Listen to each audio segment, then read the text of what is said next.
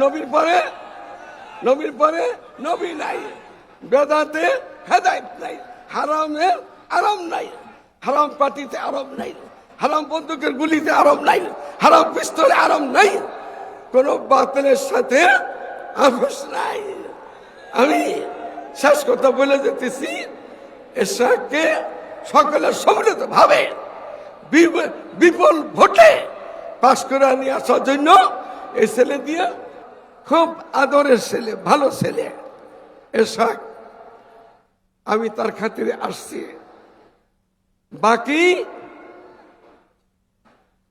এদেশ মুসলমানের, এদেশ আলেম ওলামাদের, এদেশ পীর মুর্শিদের, এদেশ মসজিদ মাদ্রাসার আমার মতো সুরত দইরা পিসাব সাজা বক্তা হইয়া, পিসাব হইয়া, মুফতি মুহাদ্দিস হইয়া কোন হাদিসের খেলাপ করবে, এই দেশটা মেনে নেবে না।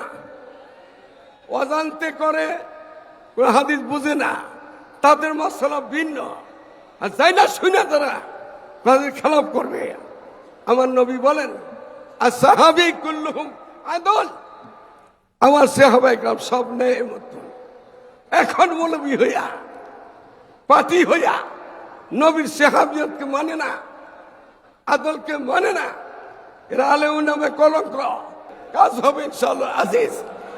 এতটুকু আমি দরকার দিলাম, আমরা যেন জালেম না হই, দেশ যেন সুন্দর হয়, ভালো হয়, আল্লাহ তাআলা তৌফিক দান করে। আসসালামু আলাইকুম ওয়া রাহমাতুল্লাহ।